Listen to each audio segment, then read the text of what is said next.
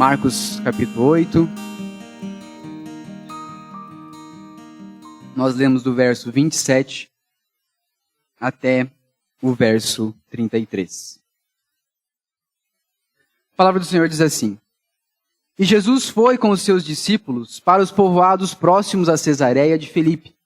No caminho perguntou aos discípulos: Quem os homens dizem que eu sou? Eles lhe responderam: Alguns dizem que és João Batista, outros Elias, e ainda outros algum dos profetas.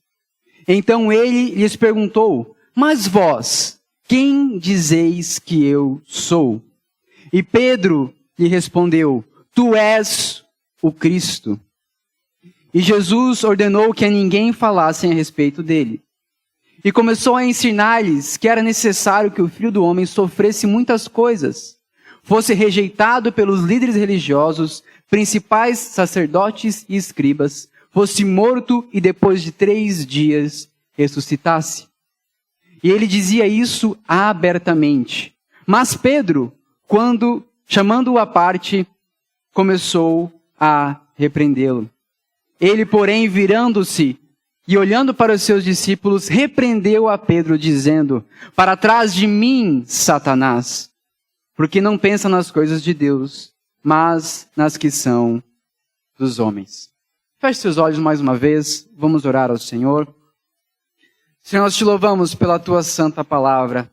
Nós te louvamos, Senhor, por essa porção do teu evangelho que nós lemos agora, que nós ouvimos e que nós vamos, pela tua graça, Senhor, procurar aprender as verdades eternas que estão registradas, Senhor, nessa passagem. Ser o meu auxílio, Senhor, como arauto da tua palavra nessa noite, mas ser também nosso auxílio, Senhor, como filhos teus, carentes da tua graça, da tua misericórdia, Senhor, para que possamos ouvir o teu Santo Espírito falar aos nossos corações através dessa mensagem nessa noite.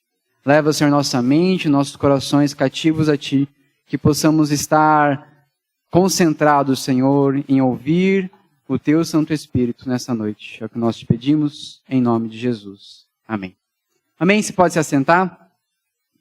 Antes de a gente iniciar no texto propriamente dito, eu queria só contar uma história para vocês que talvez vai nos ajudar a entender esse texto. Todo mundo, provavelmente, quando era criança, tinha alguma mania estranha, alguma coisa que gostava, que era um pouco diferente, assim, não usual. Eu gostava de inseto. Eu morava no Mato Grosso do Sul, cheio de fazenda, né? Então tinha muito grilo, muito gafanhoto, muito besouro. Eu gostava de ficar olhando, eu gostava de pegar, gostava de observar os detalhes, os diferentes tipos de inseto. É estranho, eu sei, pode falar. Mas eu gostava de ficar ali. E meu avô tinha um sítio, mas aqui em Santa Catarina, não lá. Mas ali também, obviamente, tinha muito inseto. E a gente passava as férias ali com a família, muitas vezes. E eu ficava ali pegando os besouros, ficando olhando os bichos, achava aquilo muito legal. Eu lembro que num dia a gente estava na casa do meu avô, nesse sítio, e estava assistindo um filmezinho ali, DVD. Eu nunca mais, né, irmãos? DVD, meu Deus. DVDzinho, assistindo filme em família. E eu levantei no meio do filme que eu estava com sede, fui pegar uma água, e eu vi um besouro no chão. Falei, meu, que massa, né? Quando eu fui pegar o besouro, pela graça de Deus, eu vi que era uma aranha, e não era um besouro. E eu parei na hora e não peguei. Parece, mas não é, né? Com essa história em mente, fique em mente com essa história. Às vezes, meus amados, a gente confunde as coisas. Às vezes a gente confunde os termos, às vezes a gente confunde. Parece, mas não é. E às vezes isso é perigoso para as nossas vidas. Tendo isso em mente, esse texto que nós acabamos de ler, esse texto de Marcos, ele, obviamente, é a continuação do relato da vida de Jesus pelo evangelista Marcos. Nós estamos acompanhando essa série, você que está acompanhando, nós vimos que nós já passamos por diversas parábolas, por diversos milagres, por diversas palavras de Jesus. Domingo passado mesmo, o presbítero Leandro nos trouxe a cura de um cego, de um mudo, feito por Jesus, através da sua saliva ali. E muitos milagres, muitas histórias nós já ouvimos nessa série até aqui. Isso foi o princípio, foi o começo do ministério de Jesus. Mas esse texto específico que nós lemos aqui, ele é um divisor de águas do ministério e do evangelho de Marcos, do ministério de Jesus e do evangelho de Marcos. Que é aqui, a partir desse momento, que Jesus começa a se revelar como Cristo de fato. E a partir desse momento, ele começa a se preparar e preparar os seus discípulos, preparar aqueles que estão próximo dele para o seu maior ato, o maior milagre, a maior obra que ele fez ao vir nessa terra, que foi morrer na cruz. E especificamente desse texto, desse trecho que nós lemos, o ponto central deste texto, o propósito central dessa perícope, dessa divisão do Evangelho, é a pergunta de Jesus aos seus discípulos. Quem os homens dizem que eu sou? Jesus então está com seus discípulos e ele pergunta, quem o povo diz ser Jesus? Com essa pergunta, Jesus não estava apenas querendo questionar os seus discípulos quem era Jesus de Nazaré, de onde veio, o que come, o que faz. Não. Não é isso que Jesus estava falando. Mas ele também não queria falar de sua profissão. É carpinteiro? Não é. Não era isso que Jesus estava falando. A intenção de Jesus fica clara para mim e para você na resposta que Pedro dá a essa pergunta. Tu és o Cristo. É isso que Jesus queria fazer. Ele queria revelar o seu ministério supremo aqui nessa terra, que era ser o Cristo. Mas como nós já vimos e nós lemos, alguns do povo, porém, ainda não tinham entendido isso, ainda não tinham visto isso. Achavam que ele era João Batista, que ele era Elias, que tinha ressuscitado dos mortos. Ou algum dos profetas, simplesmente. Porque eles não tinham discernido que ele era o Filho de Deus. Mas Jesus está aqui se revelando aos seus discípulos. A palavra grega aqui utilizada nesse texto e falada por Pedro, tu és o Cristo, essa palavra Cristo, é a mesma utilizada em hebraico, no Antigo Testamento, para Messias, que quer dizer o ungido de Deus. Então, era sobre esse Messias e sobre esse ungido de Deus que os profetas do Antigo Testamento falavam. É com esse termo, com essa palavra, que os salmistas louvavam a Deus pela salvação que estava por vir para o povo de Israel. Então todo judeu sabia de quem era esse Cristo do qual Pedro falou que Jesus era. Tu és o Cristo. Todo judeu sabia, já tinha ouvido falar desse Cristo. Mas quem era o Cristo? O que de fato ele faria nessa terra? Como que se daria, como que ia acontecer essa salvação que foi prometida pelos profetas, que foi prometida pelos salmistas? Como que ia acontecer? Seria só para o povo de Israel? Seria por meio de conquistas militares? Ou seria por meio de uma restauração do templo do Senhor? Eram muitas as expectativas, meus amados, e diversas que pairavam sobre o povo judeu, o povo de Israel daquela época. Assim também, ainda hoje, há diversas expectativas sobre o Cristo, conforme nós veremos. Então, para nós entendermos melhor esse texto, nós vamos dividir em 3 tipos de Cristo que nós encontramos nesse texto. 3 ideias, vamos dizer assim, de Cristo que nós encontramos nesse texto. O primeiro Cristo que nós vemos é o Cristo revelado a Pedro. Leia comigo de novo lá o verso 29. Marcos 8, 29.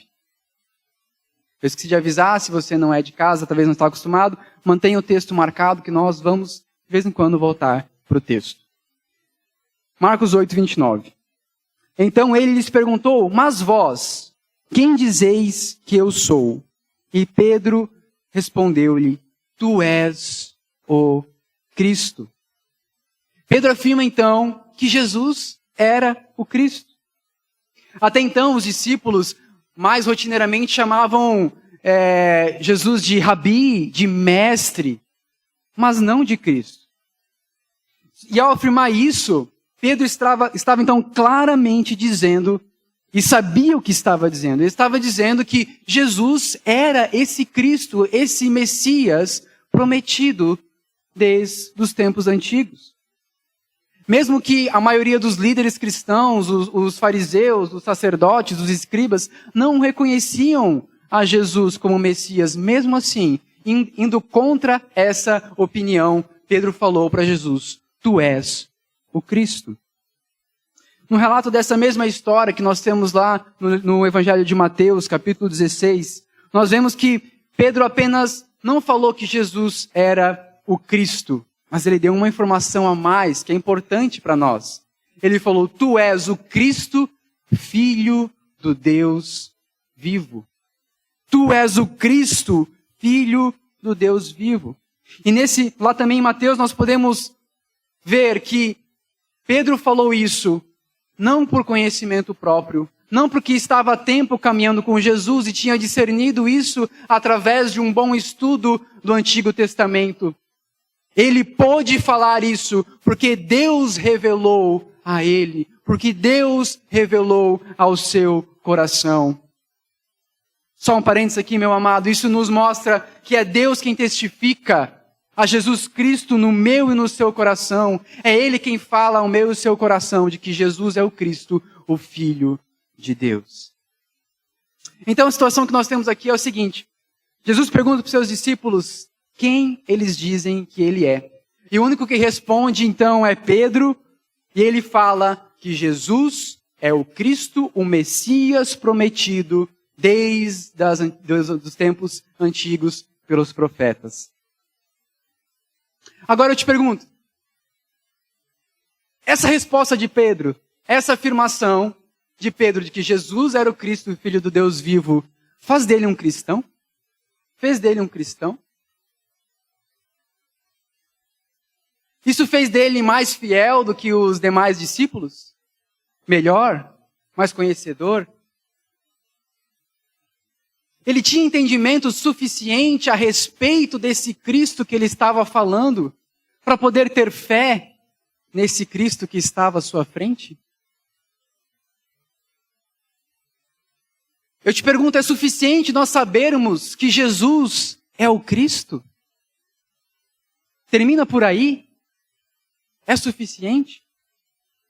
Quantas pessoas eu e você conhecemos que se a gente perguntar: você conhece Jesus? Ah, sim, Ele é o Cristo. Mas se nós olharmos para a vida dela, nós vemos que ela não crê realmente que Jesus é o Cristo. Na sociedade que a gente vive, que foi muito influenciada pelo cristianismo, na sua lei, nos seus costumes, na sua cultura, nós podemos encontrar muitas pessoas que vão dizer que Jesus é o Cristo, que Jesus é o Filho de Deus. Mas e daí? É o suficiente? É o suficiente? Não, meu amado, não basta. Não basta saber que Jesus é o Cristo, o Filho do Deus vivo.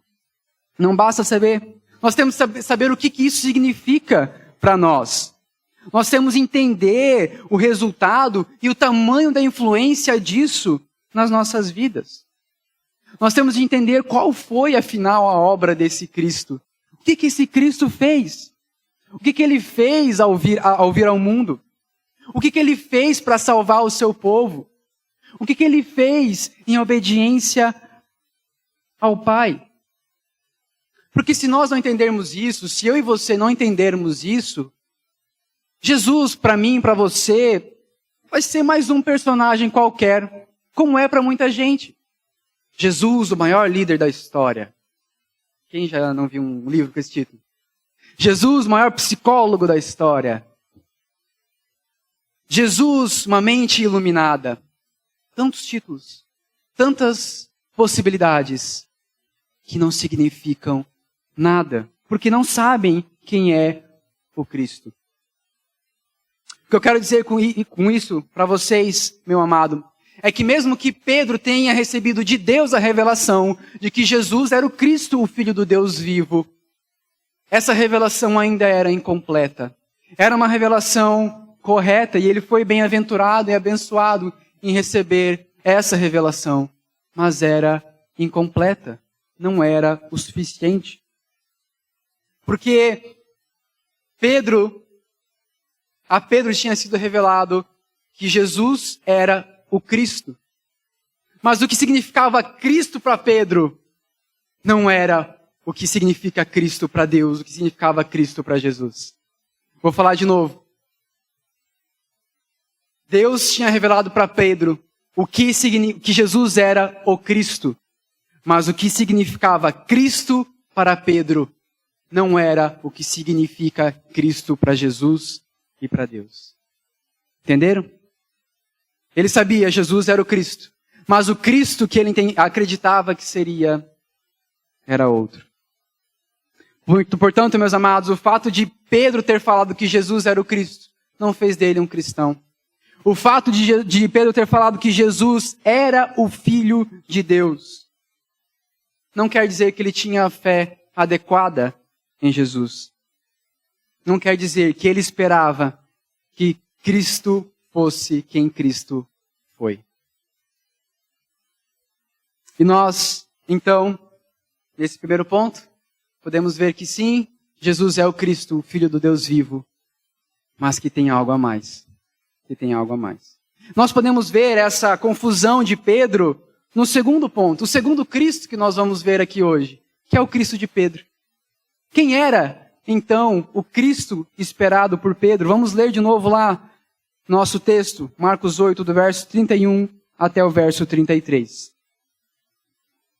Diz assim: E começou a ensinar-lhes que era necessário que o Filho do Homem sofresse muitas coisas, fosse rejeitado pelos líderes religiosos, principais sacerdotes e escribas, fosse morto e depois de 3 dias ressuscitasse. Só explicando para vocês, Jesus então começou a explicar para os discípulos, eu sou o Cristo, então o que eu vou ter que fazer vou ter que morrer e vou ressuscitar depois de 3 dias. 32.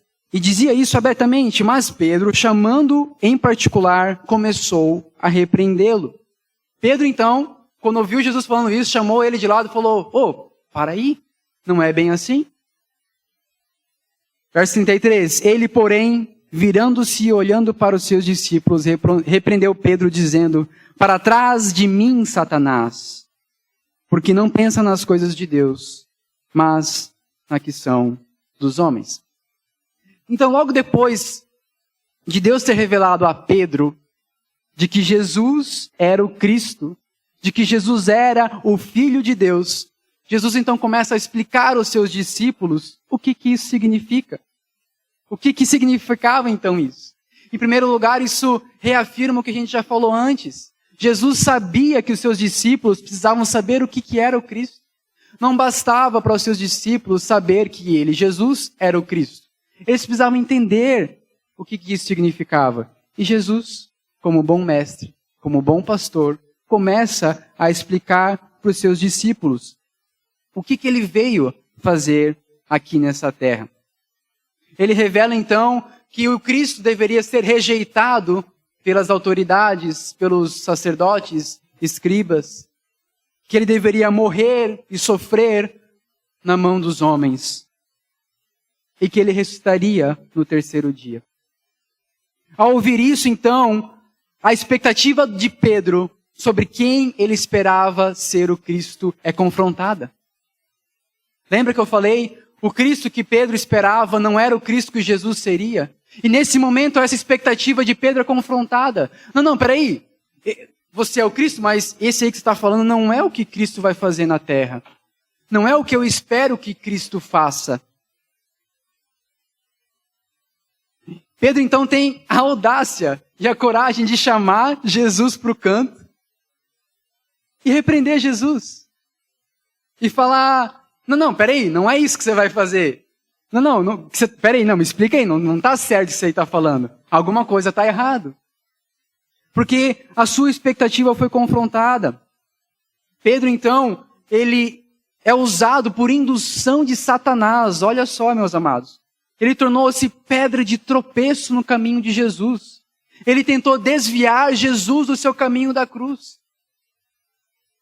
Por quê? Porque Pedro não queria estar vinculado à imagem de alguém sofredor, de um perdedor. Não era isso a expectativa de Pedro. Não era essa. A expectativa de Pedro qual que era então? Era de um Salvador que libertasse o povo dos impérios das trevas aqui nessa terra. Para Pedro e para a grande maioria, se não todos os judeus da sua época, o império das trevas falado no Antigo Testamento pelos profetas, do qual Cristo iria libertar o seu povo, era o Império Romano. Eles tinham certeza que esse império que estava ali subjugando eles, escravizando eles em muitos momentos, era o império das trevas e que Cristo viria, então, e libertaria o seu povo desse império. Isso pode ser mais uma vez confirmado para mim e para você, essa expectativa de Pedro, quando Jesus estava lá no Getsemane, orando ainda um dia antes da sua prisão, para então ser crucificado. E aparecem então os soldados para prender Jesus. O que Pedro faz? Pedro entendeu o ministério de Cristo? Pedro entendeu o que Jesus ia fazer? Não. Ele pega a espada e corta a orelha do soldado. Ele ainda esperava até o último momento. Ainda esperava uma reação de Cristo. Ainda esperava que ele pegasse espadas, que ele juntasse o seu povo numa revolução contra o Império Romano e salvasse o povo judeu. Mas Pedro se escandalizou. A expectativa de Pedro foi confrontada. Porque o Evangelho, meu amado, é isso que ele faz. O Evangelho, a mensagem do Evangelho, é a mensagem do escândalo da cruz. Ele confronta a opinião do mundo. Ele confronta a opinião daqueles que estão vendo não da forma como Deus revelou a mim e a você. Ele escandaliza. Mas agora ainda nos resta a pergunta: quem é o Cristo? Quem é o Cristo? Se não é o Cristo de Pedro, quem é o Cristo? E só há um que pode nos revelar quem é o Cristo, que é o próprio Cristo. Por isso nós vamos por terceiro e último ponto, que é o terceiro Cristo. O Cristo revelado pelo próprio Cristo. Então nós vimos o Cristo revelado a Pedro, que era correto, mas incompleto. Nós vimos o Cristo de Pedro, que era incorreto. E agora nós veremos o Cristo revelado pelo próprio Cristo.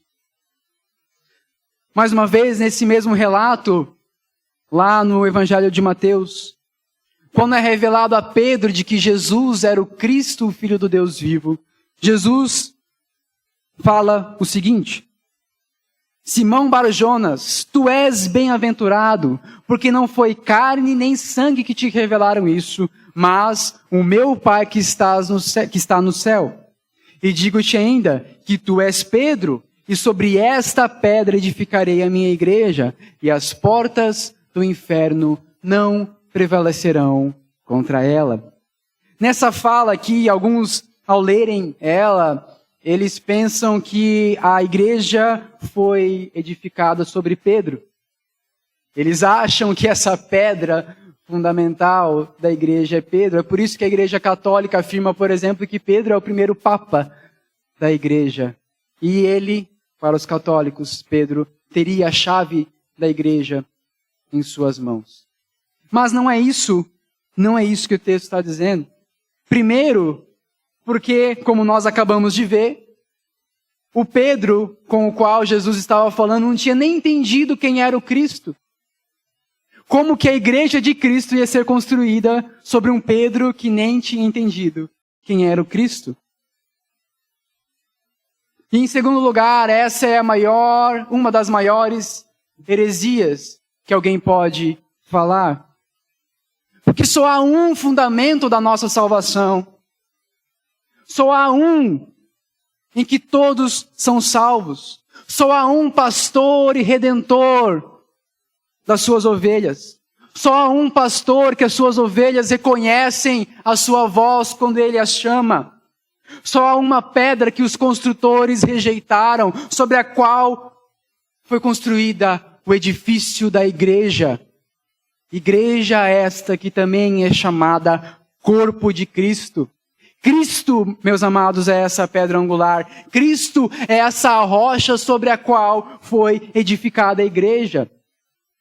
Sobre essa pedra, sobre essa declaração de Pedro de que tu és o Cristo, o Filho do Deus vivo, foi edificada e é edificada a igreja. Cristo, meus amados, Cristo e somente Cristo é o fundamento da igreja e não Pedro. E aqui, nessa explicação, Jesus já começa a explicar aos seus discípulos qual era a função do Cristo. Ele estava vindo ao mundo para edificar para si um povo. Ele veio ao mundo para edificar para si uma igreja. Ele veio ao mundo para reunir junto a si as suas ovelhas que estavam espalhadas dentro do povo de Israel ou fora dele. Mas ele continua explicando como ele faria isso. Como ele iria edificar essa igreja. Como ele iria reunir esse povo para si. Para isso ele deveria morrer. Para isso ele deveria derramar o seu sangue na cruz pelos nossos pecados. Ele teria de sofrer a agonia e a punição. Ele deveria beber a taça da ira de Deus que estava reservada para mim e para você. Mas, e ele já nos dá essa esperança nesse mesmo texto, ele haveria de ressuscitar. Ele não continuaria morto. E com isso ele estava demonstrando o seu poder, demonstrando que ele era o Cristo. E ele estava também demonstrando que ele veio nos salvar, não para que eu e você continuássemos nesse mundo, não para que eu e você continuássemos nessa terra, mas para que assim como ele, nós, um dia, vamos morar com ele, lá nos céus, ao lado do Pai.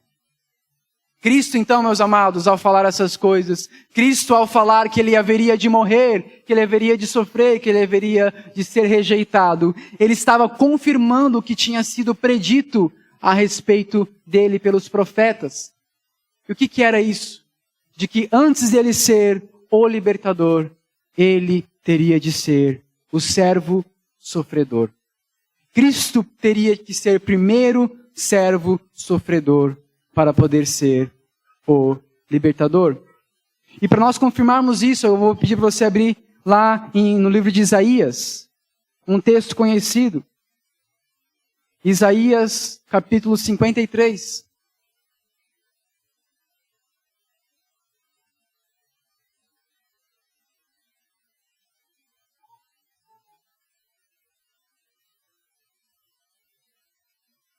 Isaías capítulo 53.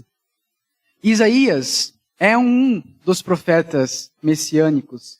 Nós temos várias profecias a respeito do Cristo, vários salmos a respeito do Cristo. Esse aqui é um dos relatos. Então vamos ver o que Deus falou a Isaías. Quem seria o Cristo? Leia comigo Isaías 53. Vamos ler o capítulo inteiro, é um capítulo curto. Diz assim: quem creu na nossa pregação, a quem se manifestou o braço do Senhor, foi crescendo como renovo diante dele, como raiz que sai da terra seca. Não tinha formosura nem beleza. Quando olhávamos para ele, não víamos beleza alguma para que o desejássemos. Foi desprezado e rejeitado pelos homens, homem de dores e experimentado nos sofrimentos. E como um de quem os homens escondiam o rosto, foi desprezado, e não lhe demos nenhuma importância. Verdadeiramente ele tomou sobre si as nossas enfermidades e levou sobre si as nossas dores. E nós o considerávamos aflito, ferido por Deus e oprimido. Mas ele foi ferido por causa das nossas transgressões e esmagado por causa das nossas maldades. O castigo que nos traz a paz estava sobre ele, e pelos seus ferimentos fomos sarados. Todos nós andávamos desgarrados como ovelhas, cada um se desviando pelo seu caminho, mas o Senhor fez cair a maldade de todos nós sobre ele. Ele foi oprimido e afligido, mas não abriu a boca, como o cordeiro mudo que é levado ao matadouro, e como a ovelha muda diante dos seus tosqueadores, ele não abriu a boca. Foi levado por juízo opressor, e a sua descendência, quem a considerou? Pois ele foi tirado da terra dos viventes, ferido por causa da transgressão do meu povo. Deram-lhe uma sepultura com os ímpios, e ficou com o rico em sua morte, embora nunca tivesse cometido injustiça, nem houvesse engano em sua boca. Contudo, foi da vontade do Senhor esmagá-lo e fazê-lo sofrer. Apesar de ter sido dado como oferta pelo pecado, ele verá a sua posteridade, prolongará os seus dias, e a vontade do Senhor prosperará em suas mãos. Ele verá o fruto do trabalho da sua alma e ficará satisfeito com o seu conhecimento. O meu servo justo justificará a muitos e levará sobre si a maldade deles. Por isso, eu lhe darei uma porção com os grandes, e ele repartirá o despojo com os poderosos, porque derramou a sua vida até a morte e foi contado com os transgressores. Mas ele levou sobre si o pecado de muitos e intercedeu pelos transgressores. Veja, meu amado, hoje para nós pode ser mais fácil, né? Mas está aqui, lá em Isaías já, descrito quem seria o Cristo. Ele viria sem formosura. Ele não viria em glória. Ele não viria com todo o seu poder. Ele sofreria. Ele ia assumir sobre si os pecados do seu povo. Ele morreria. Mas ele iria ver o fruto do seu trabalho. Então ele haveria de viver novamente. Então aqui, meus amados, o Cristo, Jesus, ao explicar para os seus discípulos, estava dizendo que esse relato de Isaías, assim como tantos outros, era verdadeiro e haveria de acontecer. Esse era o Cristo explicado pelo próprio Cristo. Sim, ele era o Cristo, Filho do Deus vivo, mas não apenas isso. Ele é o Filho do Deus vivo que se humilhou e veio em carne. Ele é o Cristo, Filho do Deus vivo, que não cometeu pecado algum. Ele é o Cristo, o Filho do Deus vivo, que habitou entre nós, cheio de graça e de verdade. Ele é o Cristo, Filho do Deus vivo, que padeceu das nossas fraquezas. Ele é o Cristo que morreu no meu e no seu lugar. Ele é o Messias prometido, que nos salvou do império das trevas. Ele é um ungido de Deus, que tomou a taça da ira de Deus. Ele é o único Filho do Deus Altíssimo, que morreu para ressuscitar não mais como único, mas como primeiro dentre muitos irmãos. E ele há de voltar para julgar vivos e mortos e nos levar ao nosso lar. Percebe, meu amado, não é suficiente saber que Jesus é o Cristo. Não é suficiente saber que ele é o Filho de Deus. Pedro descobriu todas essas coisas que nós estamos falando agora, depois da ressurreição de Cristo. Jesus explicou e revelou todas essas coisas para Pedro. Pedro, então, entendeu que o reino de Deus não é comida nem bebida, que o reino de Deus não é nessa terra, não são as coisas dessa terra, mas que é muito maior que isso. Da mesma forma, meus amados, eu e você hoje, nós podemos entender, assim como Pedro entendeu. Porque Cristo já fez todas essas coisas. Cristo já veio ao mundo, já nasceu como homem, viveu, morreu no meu e no seu lugar. Ele não nos salvou, a mim e a você, para nós sermos poderosos neste mundo. A salvação de Cristo não é para que nós sejamos livres dos nossos problemas aqui nessa terra. Não é para isso. Não é para que nós sejamos prósperos. Não. A salvação de Cristo, para mim e para você, é muito mais excelente. O plano da salvação de Deus para as nossas vidas vai além desse mundo, vai além dessa realidade que eu e você tocamos, cheiramos e vivemos todos os dias. Vai além. Esse plano maravilhoso, o plano maravilhoso da salvação de Deus, começou muito antes, meu amado, desse mundo existir. E vai para muito depois desse mundo acabar. O plano da salvação de Deus, meu amado, é maior do que este mundo, é maior do que essa realidade. É isso que eu e você temos que entender. É isso que eu e você temos que entender. A nossa salvação não é prosperidade. A nossa salvação não é nos darmos bem. A nossa salvação não é dinheiro, não é nem saúde. Não é isso. A minha e sua salvação não está agarrada a essa vida passageira. Entenda isso nessa noite, meu amado. Não está agarrado a essa vida. É muito maior. A história das nossas vidas não iniciou nesse mundo. A história da minha e da sua vida não iniciou no dia em que você nasceu. A história da minha e da sua vida se iniciou com o nosso Redentor que vive eternamente, que foi imolado antes da fundação do mundo. E a nossa história não termina aqui. A nossa história não está resumida a este mundo. Nossa história não está resumida ao século 21. Entenda isso, meu amado. Entenda isso. Portanto, o que Cristo estava dizendo e nos ensinando com tudo isso é que assim como Ele veio para esse mundo, não preocupado com as coisas deste mundo, não querendo salvar o seu povo neste mundo, não querendo riquezas e poder neste mundo, mas Ele veio para esse mundo para sofrer. Assim eu e você, muitas vezes, teremos que sofrer nesse mundo. Às vezes, a mim e a você nos é reservado sofrimento nesse mundo. Mas isso não deve nos desanimar. Isso não deve nos abalar a nossa fé. Porque assim como Ele ressuscitou, eu e você haveremos de ressuscitar nos últimos dias, juntamente com Ele, para vivermos com Ele na glória. Essa é a nossa esperança. Essa é a nossa salvação, meus amados. Esse é o Cristo revelado pelo Cristo. Não é o Cristo dito pelos homens. Não é o Cristo dito por Pedro. Mas é o Cristo escrito por Deus na história deste mundo. Essa história maravilhosa e perfeita de Deus, escrita por Deus, para salvar a mim e a você.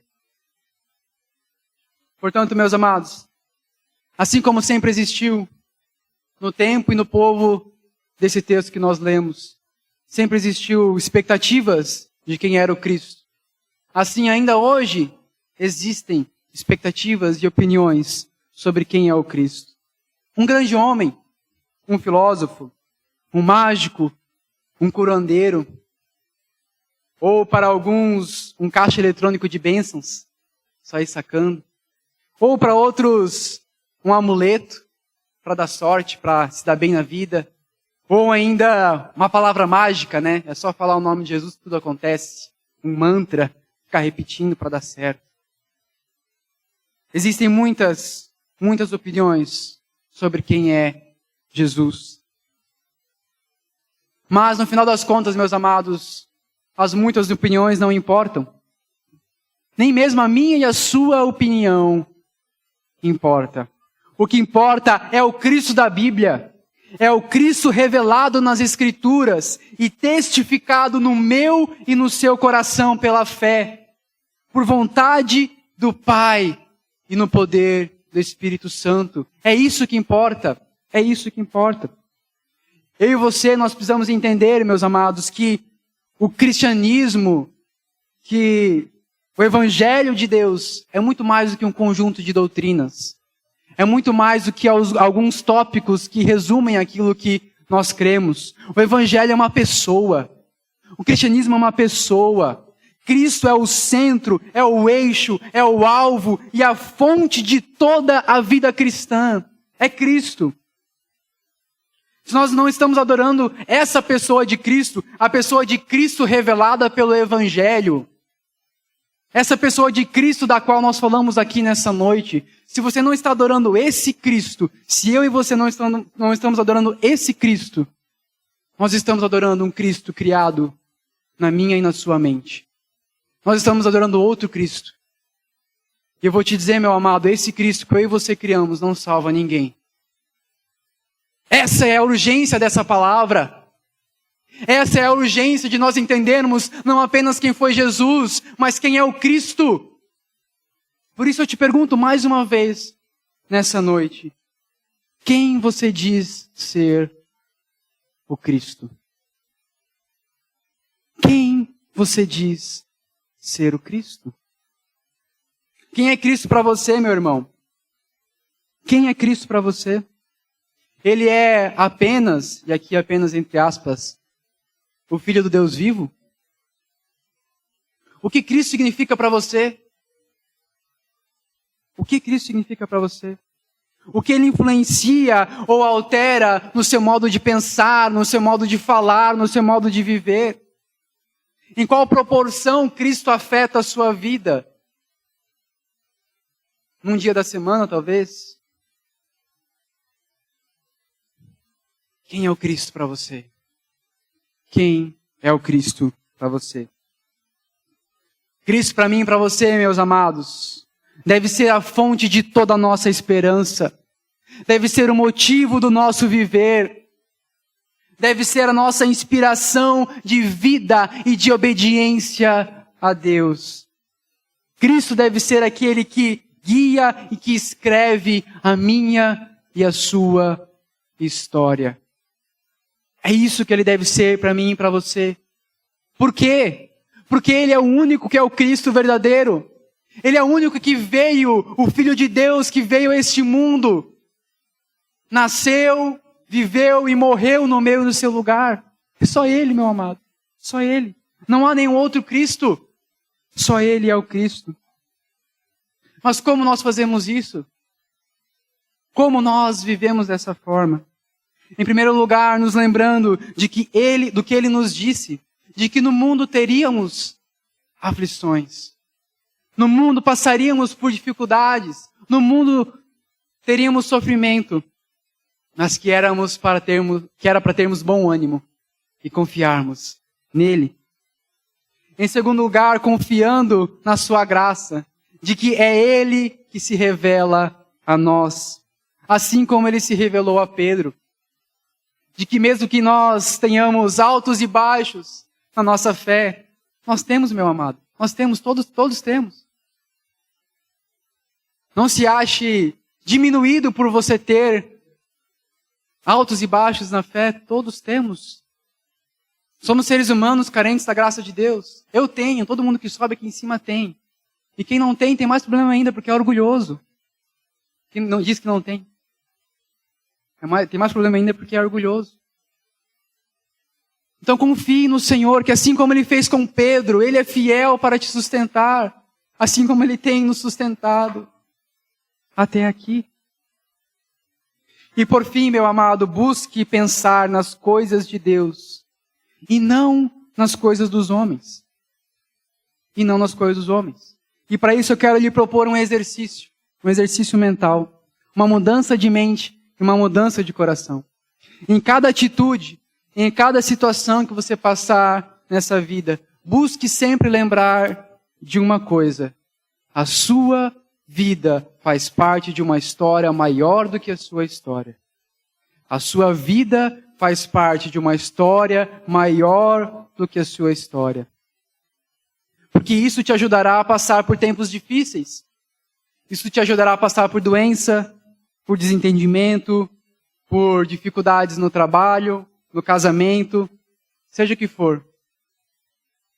Porque quando nós lembramos que os nossos dias nessa terra são partes de uma história maior, a história da redenção de Deus, nós temos a nossa alma fortalecida e encorajada a seguir em frente, a perdoar, a aconselhar, a amar o próximo, a descansar, que aquele que é o nosso Redentor é o nosso juiz. E nós podemos descansar nele, porque a nossa vida nessa terra é passageira. É passageira. Isso altera nossa perspectiva de visão dos nossos problemas. Isso também nos ajuda a passar pelos dias bons.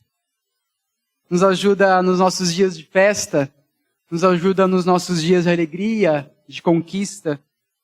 Porque vai nos ajudar a lembrar que essas coisas são passageiras. Que nós podemos sim e devemos nos alegrar com as boas dádivas de Deus sobre as nossas vidas. Mas que o nosso coração e a nossa mente não deve estar preso nessas coisas. Nós devemos descansar no Senhor. Fazendo isso, meu amado, nós seremos luz neste mundo que ilumina os olhos dos perdidos para que eles vejam quem é Cristo. Amém? Estaremos aqui nessa noite, então, meus amados, tendo a nossa mente relembrada de quem é o nosso Cristo. Que saiamos daqui nessa noite, lembrando que assim como Ele padeceu, nós também, talvez, muito provavelmente, teremos de padecer. Que saiamos daqui lembrando que Cristo foi e é mais do que somente o Filho de Deus. Ele é aquele que sofreu, que foi humilhado, rejeitado e morto pelos seus, para nos fazer, a mim e a você, aceitáveis diante de Deus, purificados pelo lavar regenerador do seu sangue. Que saiamos daqui com esse entendimento, com essa esperança desse Cristo. Amém? Amém. Feche seus olhos.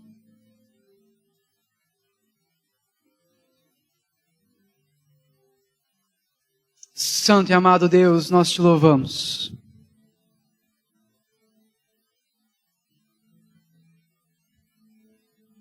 Te louvamos, Senhor, por tão maravilhosa salvação.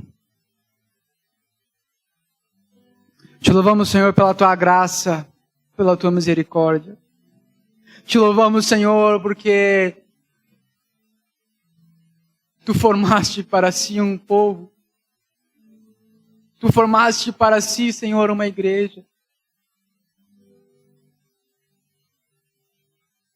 Poderia, Senhor, ter nos salvo de tantas formas. Tu poderia nem mesmo ter nos salvo e continuaria sendo justo, continuaria sendo Deus.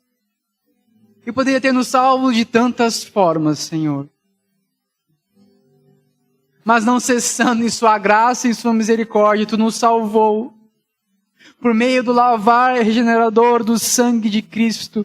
E não cessando ainda, Senhor, tu nos uniste como igreja, como corpo desse teu Filho, aqui nessa terra. Que privilégio, Senhor, que privilégio.